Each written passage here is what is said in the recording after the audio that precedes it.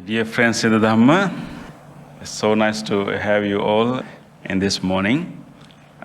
And so I'm glad that, we are all on this Sunday, which is a busy day for all of us to spend this time to learn about the Dhamma. And particularly today, the Buddha's teaching not on us, not on ourselves, but on animals. Yeah, so most of the time we pay attention to the teachings of the Buddha that is related to us. How would they explain human mind? How what are the human defilements, weaknesses, and what are the human strengths, and how we can develop them. But today we try to change our topic to a different kind of beings. That is the yes. But sometimes we have two legs and also no legs too. Yeah. So on animals, but of course, ultimately, learning about the animals ultimately should help us to adjust our human behavior. So the teachings of the Buddha again, addressing humans, but understanding the animals' behavior, animals' mind, and animals' strengths, weaknesses can really be helpful for us to adjust our behavior and then learn how to really live with animals, because we are always living with animals, and the animals is part of our life, and definitely they are not really different from us. And actually, even in the lives of the Buddha, and he lived with animals also. Of course, even when we live with people, we are also living with other animals, because animal realms share the same space and also the same resources with human beings. When you think about other, living beings. But there is one time actually Buddha spent exclusively with animals alone. When actually at the time when the Buddha really not very happy with the quarrelsome nature of people, and when Buddha learned about disputes among two groups of monks, and he instructed them a few times, and then and Buddha wanted them to after his instructions, and Buddha wanted to be away from them, to let them realize the importance of harmony. And I think Buddha purposely left for Parileya forest and spent his time in the forest with animals. And he was taken care of by animals. I think you have seen some paintings of that story, how a monkey is offering honey, and then how the elephant is attending the Buddha. So I think Buddha enjoyed his time with animals there. But anyway, so that is, so we can see a lot of examples from the life of the Buddha too. But let's try to understand actually this realm, and this status of animal, within the whole sentient beings. In Buddhism, we know that, the life can exist in many forms. The human beings are not the only sentient beings in this world. Human beings are only one kind of sentient beings, and there are many other sentient beings. Sentience in the sense that they have consciousness, they have some form of intelligence, and they have feelings, and they are capable of suffering. So there are many other lives in addition to human life. So when we try to understand the whole description of the beings or different levels of existence, in Buddhism we talked about 6 main realms, 6 main different ways that life can exist. 6 different ways. We call them gati. Gati means actually realms, but mainly the dominant nature. Based on different dominant nature, there can be different realms that we can exist. So those are called 6 realms. One realm is called Deva, and it's realms of divine beings, which can be subdivided into, two, like Brahmas and ordinary Devas. But then the other Gati, other realm is human beings. And the next one is called hungry ghost. And the next one is called animals.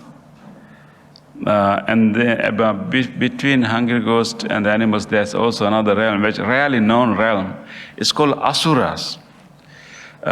Some discourses we can find only 5 realms, but in detailed explanation we have this addition of that asura realm, which maybe which you can translate them as sometimes semi-gods and sometimes maybe as demons.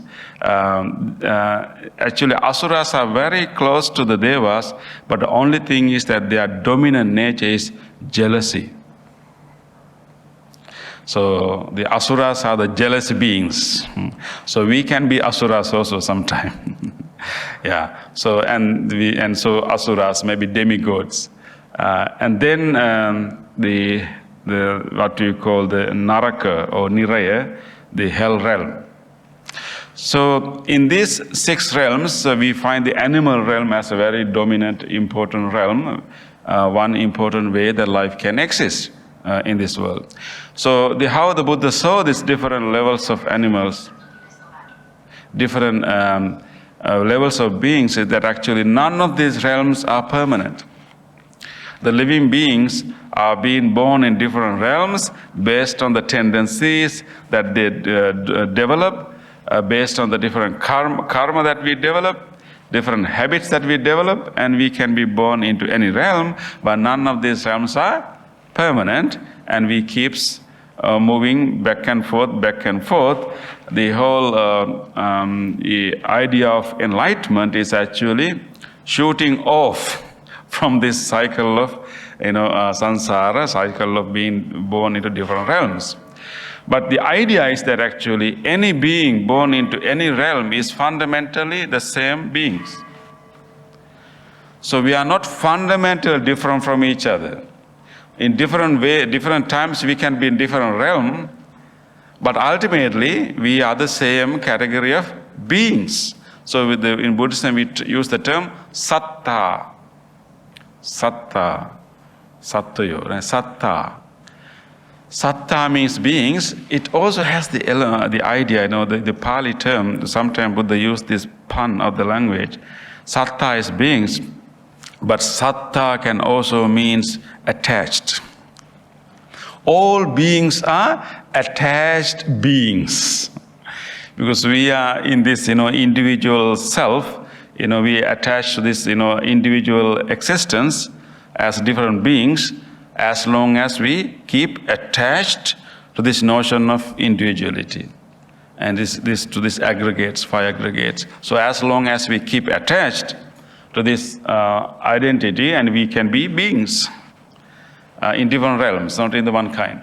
But fundamentally, we are the same beings. So therefore, whether you are an animal, whether you are a human, whether you are a deva, whether you are a brahma, whether you are an asura or hell being, we are not there permanently. Fundamentally, we are all the same beings, moving around with influenced by our ignorance and driven by our craving, but at the same time carrying the wholesome potentials of compassion, loving kindness, altruistic joy, and also carrying the potential of becoming enlightened. So all living beings have the potential, like an inner seed, to become a Buddha, become an Arahant, become an enlightened being. So that is fundamental nature of all living beings. That potential, that possibility, that seed may be hidden sometime, may be buried for some time, but it is never gone. So no matter how bad you see a person or any other being, no matter how violent or aggressive, ugly that you see any person or being or animal or any other being, that person also has the same potential, equal potential, just like any other being, to become enlightened one day. So therefore, that is how the Buddha explained, understood all living beings. We are all attached beings. We are all, conditioned by our own ignorance and craving. In that sense, also we are the same. We are all victims of our own defilements and victims of our own blindness to what is really happening here. But at the same time, we also have the equal potential to overcome it, to become enlightened. So that is why we see even the previous life story of the Buddha, even Buddha himself were born as animals and even in other living beings. And there's one important discourse. Buddha said that when he used his memory power, because as a one ability that he developed in this process of enlightenment is to being able to remember his past lives. And when he recalled his past lives, he couldn't find any realm that he was not being born into, except one sub-realm. In the Brahma realm, there's a sub-realm where all the anagamis are being born. Anagamis are, in our practice of attaining enlightenment, enlightenment or maybe removal of defilements happen in the gradual way. And there's one state called anagami, means non-returner, that you remove your defilements, particularly you remove your attachment, your craving, your greed for sensuality. And once you completely remove that, but still you have a sense of ego, and then you have no karmic power, karmic energy to come to the sensual realm of humans or heavens or anywhere, and they are like very little bit for them to do for the rest of the enlightenment. Therefore, those beings who are anagami, non-returner, will be born into a sub realm within the Brahma realm. Is called Suddha Vasa, or pure abodes. Because they only have few defilements left, but they are not fully enlightened. They are in the third stage of enlightenment, but they don't have attachment or craving or greed for sensual realm. In their mind, there's no shape, or their consciousness is not suitable to be in the sensual realm, because there's no any disposition for that. Therefore, they'll be born in the Brahma realm, in the particular section called Suddha Vasa, pure abodes, and from there, they'll be enlightened. They will remove the rest of the defilements from there. So the Buddha, before he became the Buddha, did not born there, because if he was born there, he will not return. So except that sub-realm, he has been born into all other realms.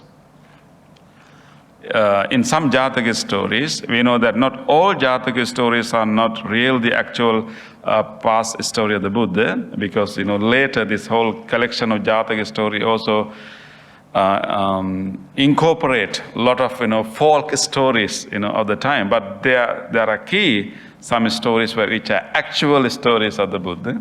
So there were some significant number of actual stories of the Buddha, and that whole collection was mixed with all other folk stories. Now we don't know which were the real one, which were the addition ones. I keep adding also. Yeah, but anyway, so it is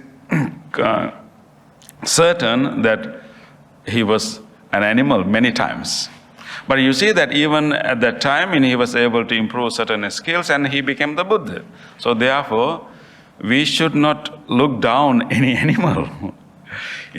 Because they are real beings just like us, but they are just spending some pace in their life, and we are spending another pace in our life. So we are fundamentally the same, but maybe we have different degrees, of our virtues. So that is how we actually see animals. But when we think about these 6 realms, and in the Buddhist perspective, we divide these 6 realms to be fortunate realms and unfortunate realms. The realms with more suffering and realms with more happiness. So Gati is the name for the realms, and we talk about Sugati, good realms, or maybe realms with more happiness, and Dugati, Dugati means unfortunate realms, realms with more suffering. Sugati and Dugati. So when you divide into these two categories, the realms of humans, realms of divine beings are considered Sugati, fortunate happiness, and they have more happiness. So don't complain, as human beings, you are supposed to have more happiness. We are already in a Sugati, We have more happiness, definitely. But of course, divine beings have more happiness, they have more happiness than suffering, but that has become a disadvantage for them. Because when divine beings have so much of happiness, so much of pleasure, they are blind to the actual reality of life. And they can be intoxicated by those pleasures and happiness. They don't take life seriously. They don't develop wisdom. So as human beings, we have suffering and also happiness, because the presence of both aspects of the life, human beings have in the best position to develop wisdom. So we will not be blinded, we will not be fooled, we will not be intoxicated by pleasure and happiness, or some become, when you are super rich and you have all the luxuries and fortunes, and you'll be very blinded, and you will use that power or strength or fortune to do all the bad things, and then ended up being, in a bad destination later. But as human beings, we are in the best position to develop wisdom because the presence of both happiness and suffering. But the realm of ghosts, hungry ghosts, or what we call petas, and the realm of animals, and realms of asuras, and realm of hells are considered dugati, which means more suffering. Particularly when it comes to animals, and Buddha explained why it is considered dugati, because animals most of the animals have to live by eating on each other. So therefore, the biggest threat for animals is survival. So they have to live in fear most of their life, because that is the nature of the animal realm. They have to eat each other. So that threat for survival is one suffering. At the same time, they are also limited, with their with their physical structure. Their physical structure does not allow them to fully manifest their inner potential. As human beings also, we have certain physical structure, but animals' structures is limited. Once you are born into that realm, and most of our mental capacities are inhibited, only for that time. But once they are in a different realm, that skills can be manifested. But they have that disadvantage because of because consciousness can only function based on the organism. We call nama rupa and vijnana, right? So consciousness always had to rely on a physical organism to function. So it is conditioned by the physical organism. Therefore, in the animal realm, the physical organism that they inherit is limited. Therefore, their consciousness cannot be fully manifest. So there are limitations to that. So, and then of course they have to rely on, the survival is the biggest threat. And also, Buddha also talked about the domesticated animal. So in the wild animal, their suffering is mostly the survival, threat for survival, and also not only being saved by try to survive themselves, but also finding food is also the biggest challenge for them. Many animals suffer from hunger. It's not easy, for them to find food, think about like elephants, they want to eat a lot. And how much they want to eat, and then, and in Sri Lanka, we have now troubles because they don't have enough forest to, satisfy their hunger, and they have to come out and, eat, other, crops. And then there's a fight between animals and humans in Sri Lanka. Because they want to eat many kilos of vegetation every day to maintain that heavy body. And unfortunately, we have cleared so many forests now. Therefore, they don't have enough food there. They have to come out and face a lot of challenges and troubles. And other animals also, like even carnivorous animals are in a big disadvantage, because for them to eat, they really have to put a lot of energy to kill other animal to eat. It is not fun for them. it's really a challenge, difficult for them to find food. So that is the other suffering. Just to, they spend most of their time to find food. That is the whole, most of their life they spend to survive, to live. And once they eat, and they have to look for next meal. So there's no other opportunity for them to, do a lot of things. That is why it's called sugati. And of course, for domesticated animals, maybe you may think that, they are in a little bit better position, maybe because they will get, food. But the other thing is that the suffering that domesticated animals go through is that they have to completely rely on humans, because they cannot find their food by themselves. If they are in the wild, maybe they will find, but once you domesticated them, they have to completely rely. They are not independent. They are completely dependent on their caretakers. And if they forget, if they have no time, if they don't care, and they just have to go through that. It still is vulnerable because they are completely relying on the others. And of course, sometimes we domesticate it and use them for other things. So therefore, it's a suffering. And the other key disadvantages of animals, why they are considered dugati, is that they have no opportunity to grow beyond their capacities. And in other words, they have no opportunity for spiritual growth. They have no opportunity to learn the Dhamma. They have no opportunity to practice much of Dhamma. There are some space, but mainly they are limited with their physical structure, and then they have to go beyond their realm in order to spiritually evolve. That is the advantage of being human, because we can change, we can improve, we can evolve ourselves beyond our status that we were born. But animals will remain quite same throughout their lifespan. So that is the other disadvantage. But why they have such a disadvantage? You may think about it. Why they have such a disadvantage? Why it is a dugati? And let me share with you. There are few reasons given by the Buddha why any living being is born into animal realm.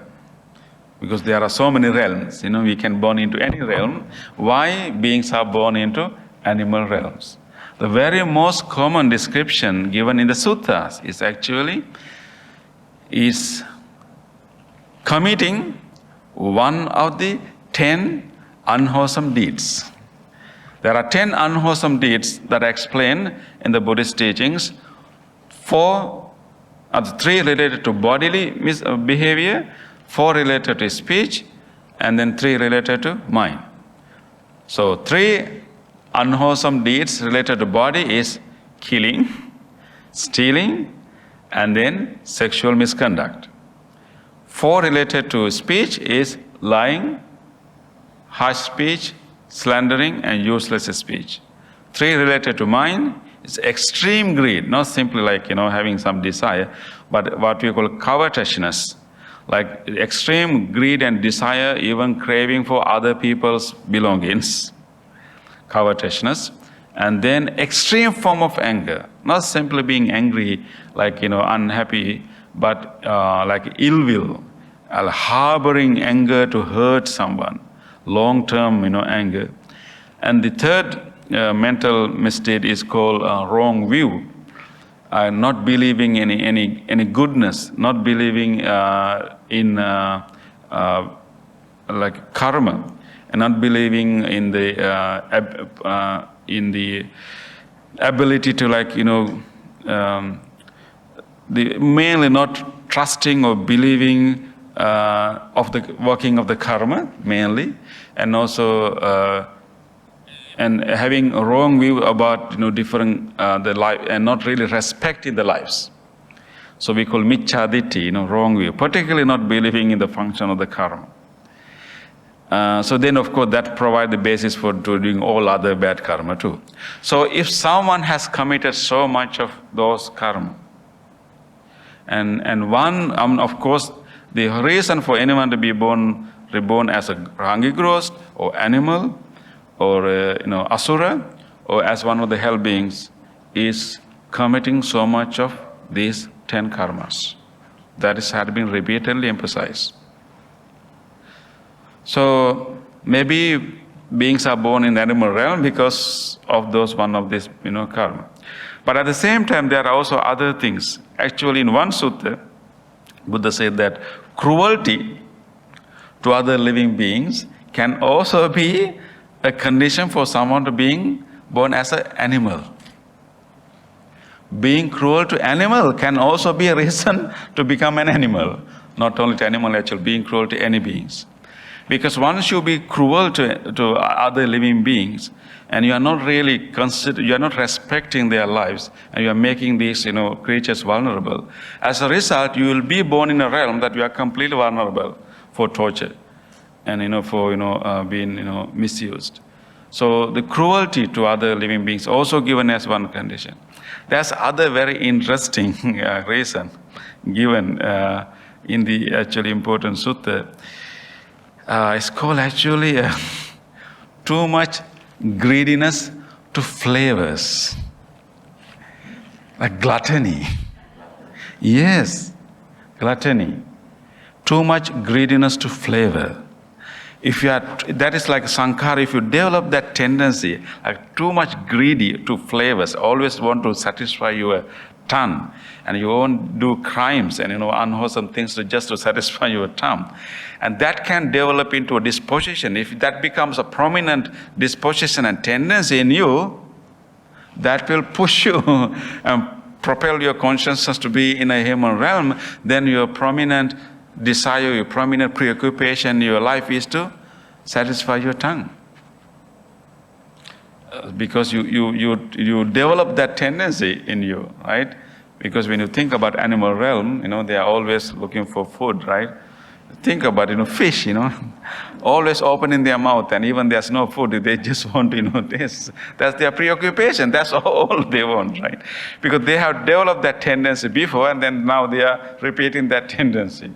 So this interesting reason, so when you have too much greediness, for flavors, think about that, and that, we have to be careful, and we have to balance that too. But it's also interesting, this explanation also given. Sometimes, people live a kind of average, wholesome life, and they are having such, good meritorious power, but towards the last stage of their life, due to some bad association, due to some circumstances, the last moment of their life becomes somewhat unwholesome. They had led a very good life, but towards the last stage of their lives, they started to do some bad things. Maybe the last moment of their life, they were not skillful enough. Maybe they didn't have enough support to finish their life. The last moment of death was unfortunate. So as a result of that also, one can become an animal or maybe other realm. And so they lived a very, really good life, but they couldn't manage the last moment of their death. And then you may be born as an animal, but you can have so much of meritorious powers. And then we can think about all the animals who had such, luxuries in their life, even much better than human beings. Right? They had done so much good things in their previous lives. Maybe they just had some mistake at the last moment. They did a little bit of mistake at the last moment, but still they are full of merits, so they can enjoy their life. But a little bit unfortunate because they don't have independence and they don't have chance to evolve. So those are the reasons that are given in the discourses for someone to be born as animal.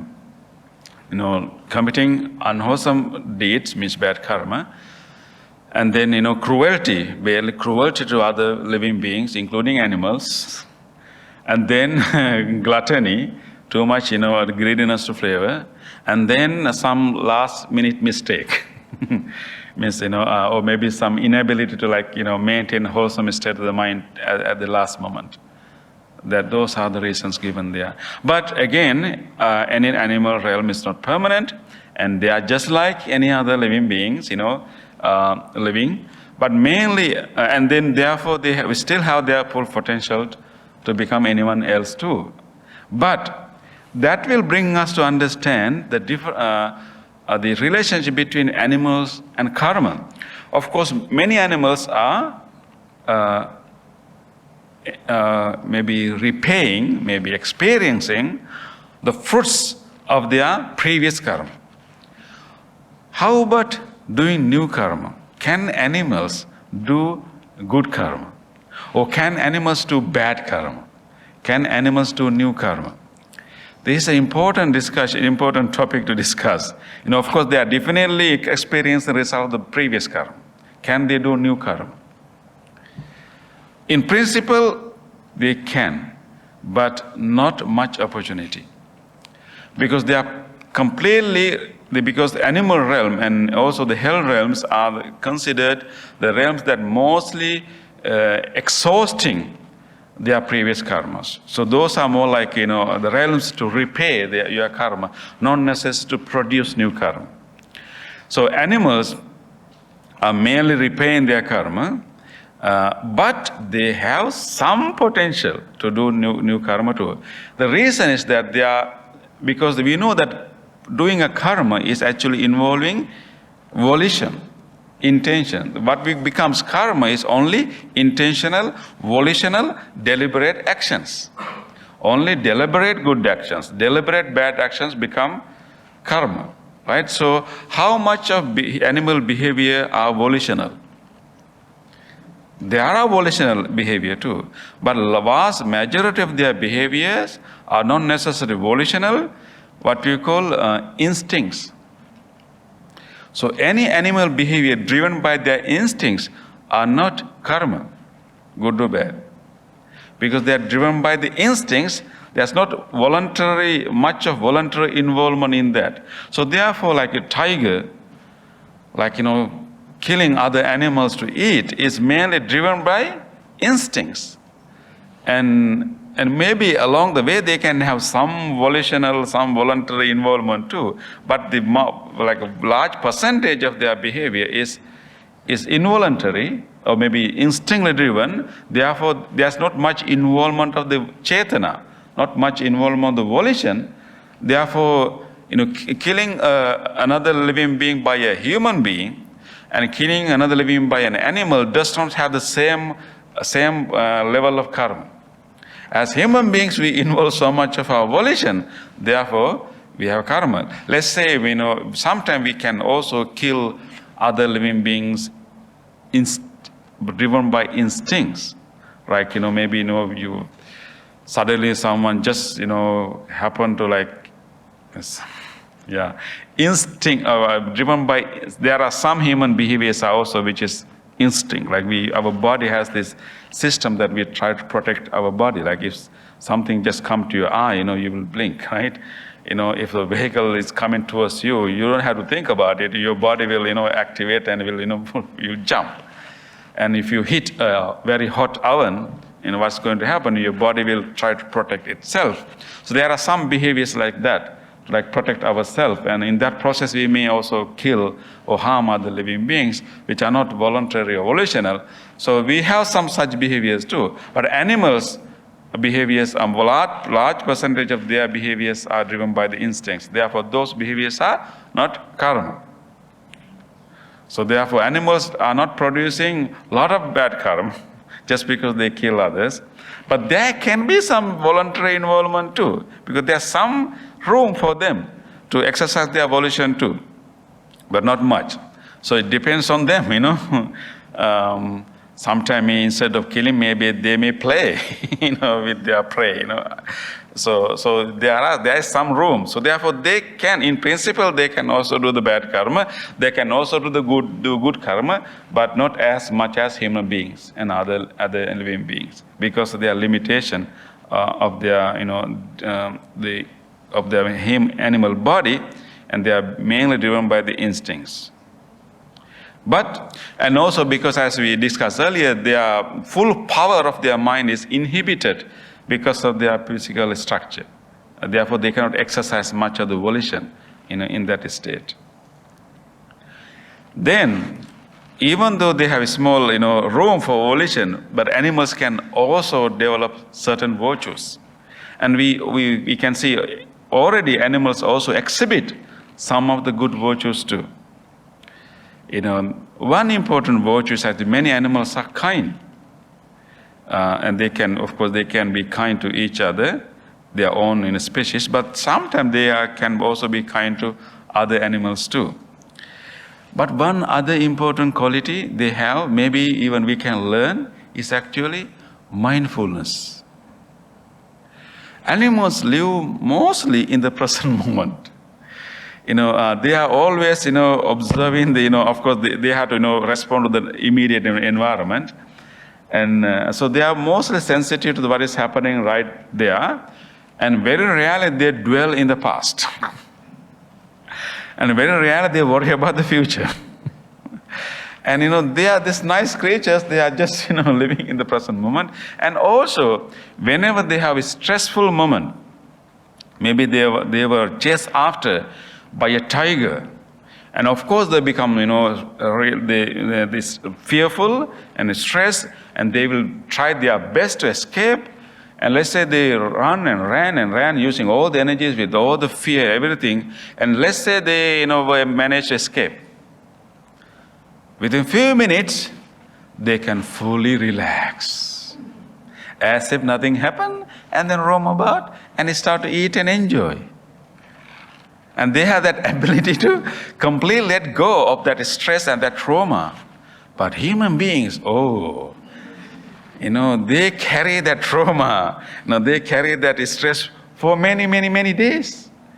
We are not able to let go as animals. So it's kind of virtue and good thing for animals to have that mindfulness and ability to release the stress.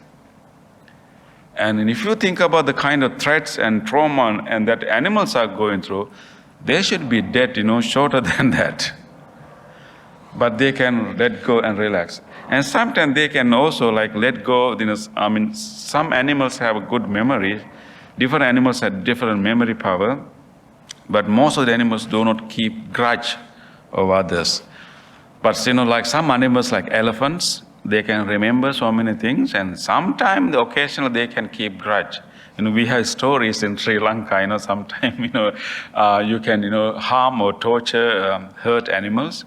Elephants have one creature. They can have a very good memory. They recognize. They can distinguish. They can remember you.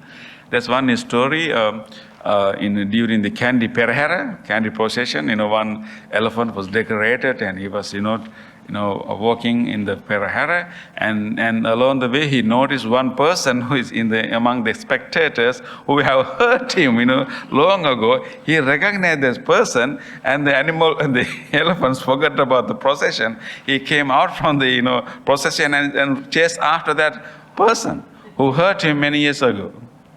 So sometime they can keep grudge, but most of the time they let go. Yeah. So there are some important qualities. And gratitude. Gratitude is also a very important quality of animals. Although they have less memory power than human beings, with the little memory power they have, they remember good things. And then they can be grateful. And if you know that if you are be close enough to animals, if you have treated them well, if you are kind to them, they will remember. They will remember. Even when you're kind to wild animals, they also remember that too. And of course, your pets are so grateful to you, right? Whether sometimes you ignore them, they can easily come back to you. Right? So gratitude is also considered a very important quality. And another important quality that Buddha has discussed about the animals, there's one discussion between an animal trainer, the horse trainer, and the Buddha. So horse trainer is discussing, what he has seen in the animals. And in one time, Buddha agreed with this horse trainer, and Buddha said that human beings can be so deceptive in their behavior, called shady. But animals are very open and honest. So Buddha said there is a big difference between humans and animals. Animals can be deceptive, and can be shady, can cover their true nature. But animals are always open and easy to understand. If they're angry, they will show definitely they're angry. If they're happy, they will show they're happy. If they are fearful, they will show they are fearful. So we can easily handle, you can easily see what is the real mental states of an animal. It is clearly exhibited. But humans are not like that. They be smiling with you, but their true nature can be very hidden. So that is one important difference between animals and humans. We can be very deceptive, but animals may not. Some animals can be a little tricky, but mostly they are not as deceptive as human beings. So therefore we find some Jataka stories where actually Buddha described. And we can find that some animals have extraordinary virtues. Of course, some animals were actually bodhisattva, but this can be common to many other animals too. There are many Jataka stories where you find extraordinary virtues of human beings. Their leadership. There's one important story about the Monkey King. The story of the Monkey King. There was a very there's a very big mango tree in the forest which has very delicious and fragrant mango fruit, and then monkeys were living in that tree and enjoying that very delicious fruit. And one day one fruit fell into the river, and then it flown into the village. And one villager saw that it's very big, extraordinary fragrant mango, and he thought that if I gifted this mango to my king, he will give me more gifts. So those days, if you find extraordinary thing, you will bring to the king, because king will give you more gifts. So this villager brought that mango fruit to the king, and king was so delighted. He liked this smell and the taste of it. He ordered these soldiers to look for this mango tree.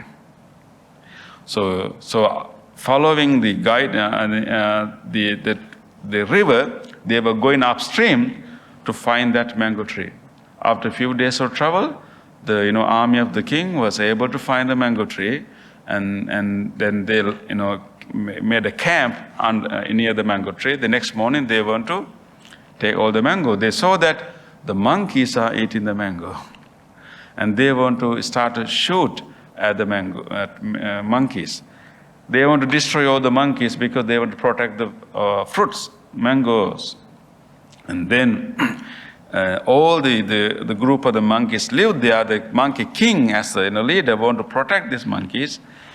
So he really guided all the monkeys to go out from that, but it's difficult. They had to climb. They had to jump over the river.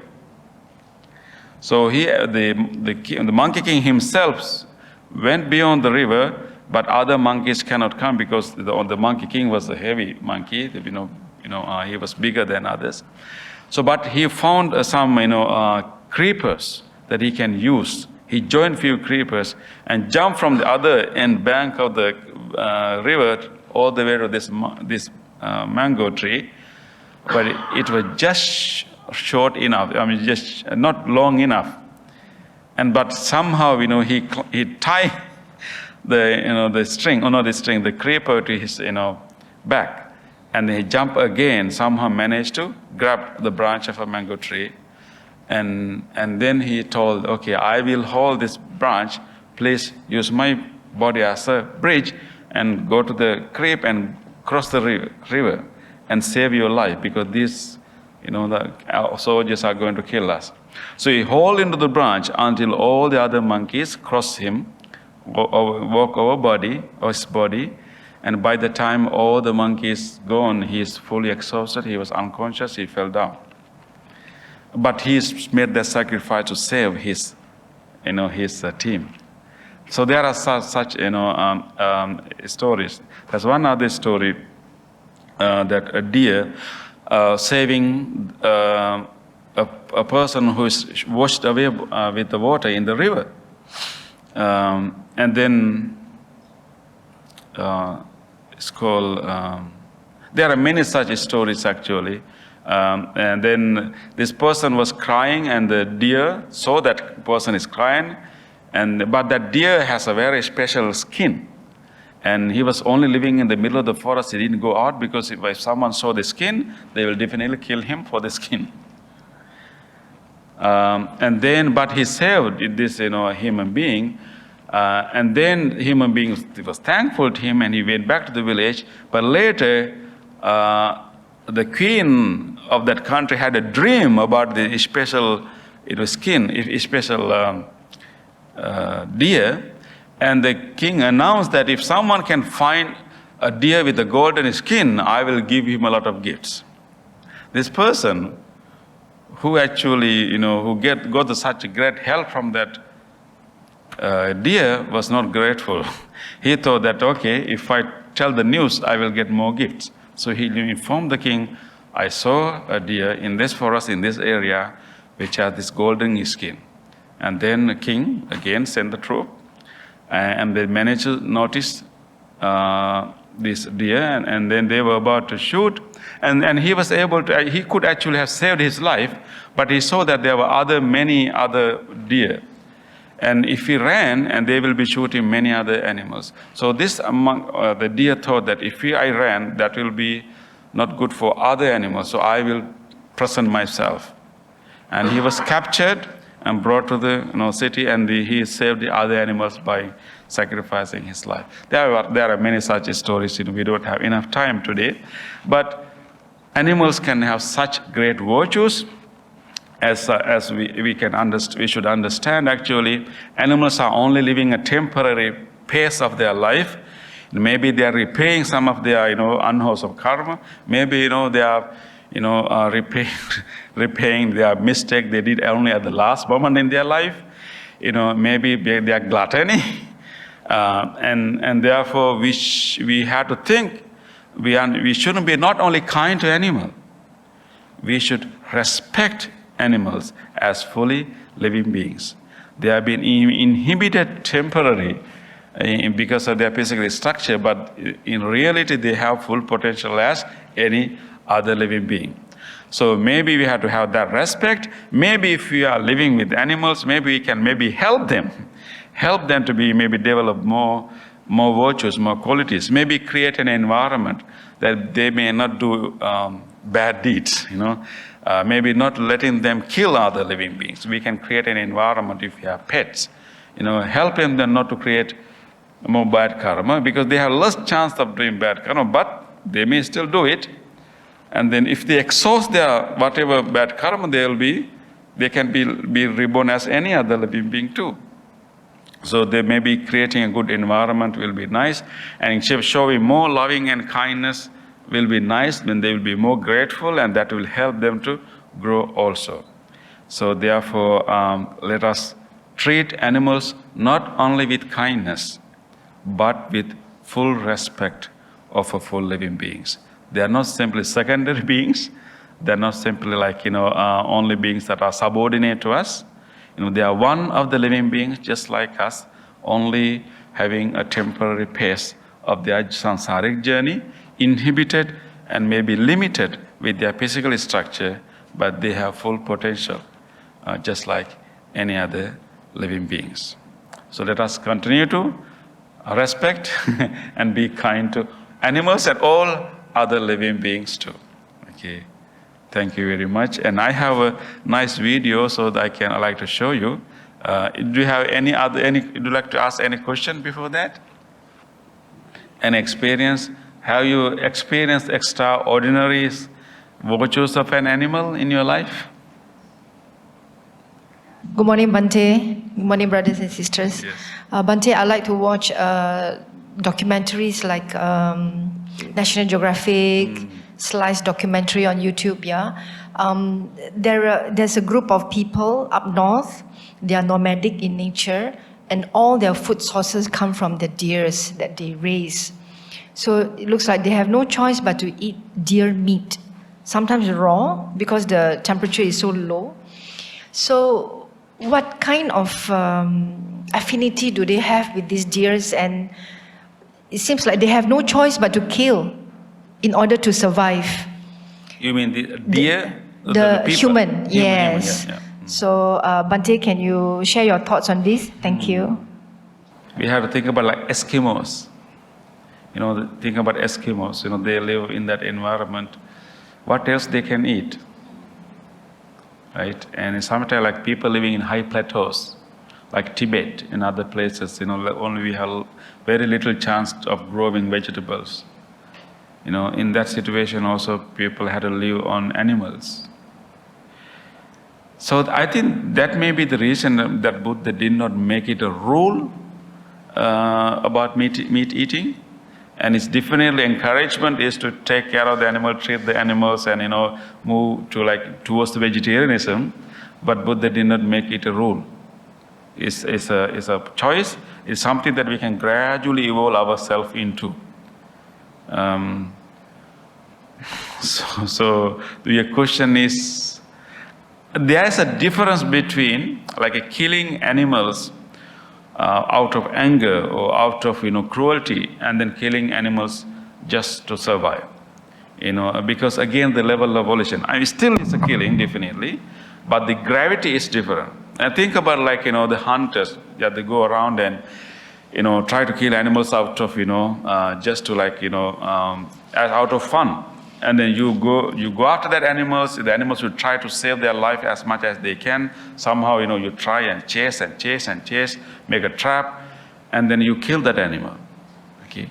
Think about the other cases like farmers who are actually protecting their crops, and then suddenly animal came and they try to chase them away, and the animals start to chase them, and they run away, but animals keep chasing after them. At the last moment, there's no choice, they turn around and kill the animal to save their life. In both cases, killing has been done. Karma is bad. But do we have the same gravity of the karma? No. With the level of volition, the quality of volition is different. The killing is the same, but the gravity of the karma is different. So someone who is killing an animal just to survive is doing a bad karma, but the quality of the karma is different than like someone who's hunting out of cruelty, out of fun. So it's not the same gravity there. Welcome. Yes. Talking about gravity of a karma, what about the size of the animal that is accidentally killed? Does it have any effect on the degree of karmic effect on us? For example, killing our karma? Yes, on us. The accident killing of animals. I think if you really look at your windscreen very closely, there are so many bugs and creatures been already killed, in the screen. And in highways in the USA, there are so many animals have been hit and killed. So we actually involuntarily kill so many living beings already. That is why we should never kill animal intentionally, because you're already killing them, you're already harming and hurting them by simply living our life. So therefore we should really make extra effort not to voluntary or volitionally kill them. So thinking about the karmic effect, if there's no volition involved, definitely there's no karma. But let's say if I throw something outside of my house, I just want to get rid of that, and it happened to fall on an animal, and it happened to kill that animal. So I'm not producing any karma of killing, but I'm still responsible for my carelessness. So we may we may involuntarily accidentally kill animals, but we are not creating any bad karma of killing, but we are still responsible for that careless behavior, and therefore still there's something that we still need to develop. So any act of killing that we may do without volition is not a bad karma, but there is unskillfulness in living such a careless life. So we can increase that carefulness and mindfulness. Even in the case of like a mosquito, if mosquito land on you, and we have a habit of killing them, automatically going and touch him. Yeah, but I think it's a combination between instinct and a training, yeah. Because when we were small monks, our masters trained us, when a mosquito land on you, use your mouth to use your air, not to hand. So now any mosquito, land on my body, my instinct is actually go and move and then try to use my mouth and not my hand. So there's also like a little bit training there. So we can retrain ourselves not to hit with our hand too. So there's a level still. I mean, we may not be doing the bad karma of killing, but there's still room that we can develop, developing our care more and more. Yes. Any other question? Yes, sister? Bhante, last time late Chief Reverend has a cat, and this cat is very amazing. Every day it would jump on Chief resting bed and massage for Chief.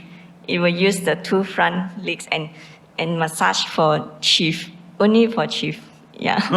Okay. Thank you. They also have extraordinary behavior. So let's quickly watch this video also. A zebra is recorded rescuing its baby from a lion attack.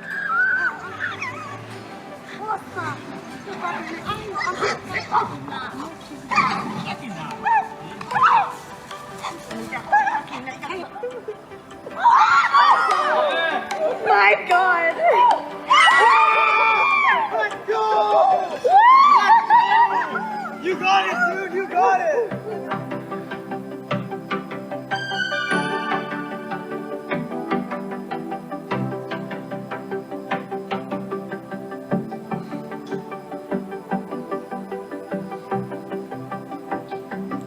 A dog digs out a chicken from the snow. Good boy. Good boy. Good boy.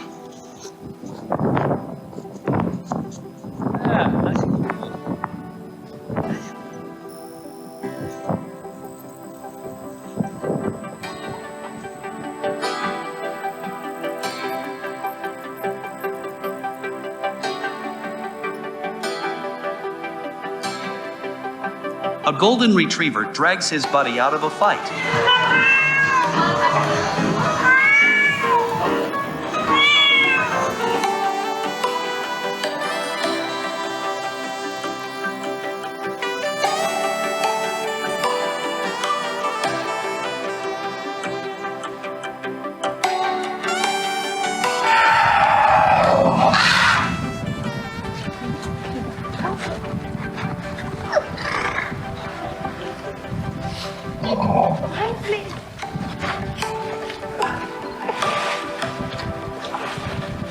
There we go.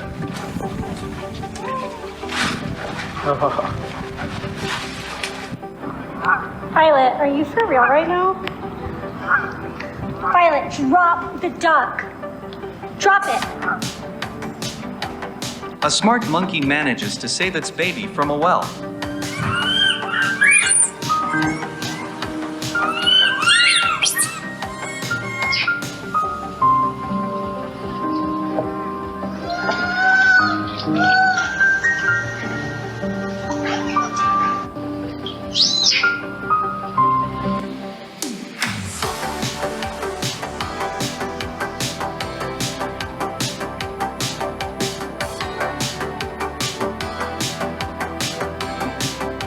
A generous duck feeds some fish in a pond.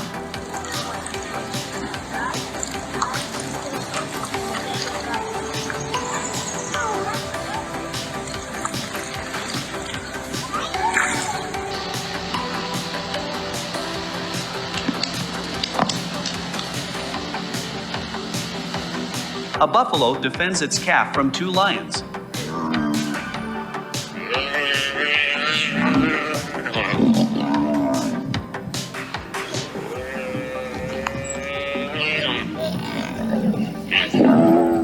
A dog saves a bird drowning in a pool.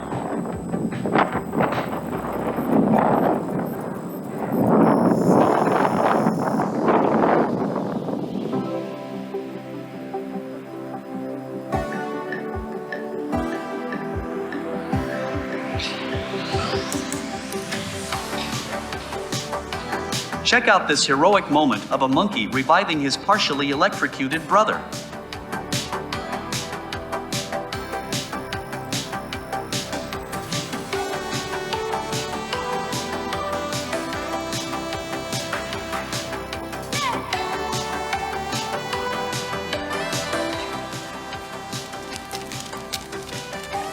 сарни давай. Так, вот, выговорили. Так. Кино. Немцы. A dog rescues a cat from the freezing cold.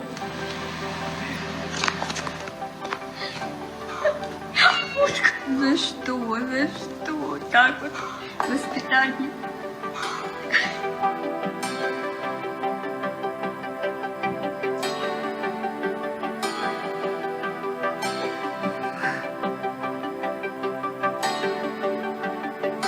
A swan is recorded feeding a shoal of fish.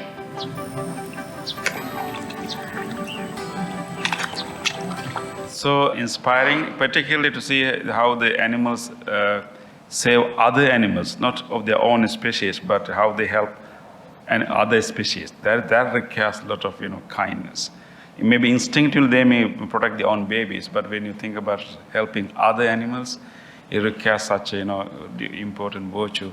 So they are having virtues. So let us continue to be kind, and in addition to be kind, let's start to respect them as full living beings. Yeah. Thank you. Yeah. We can conclude that.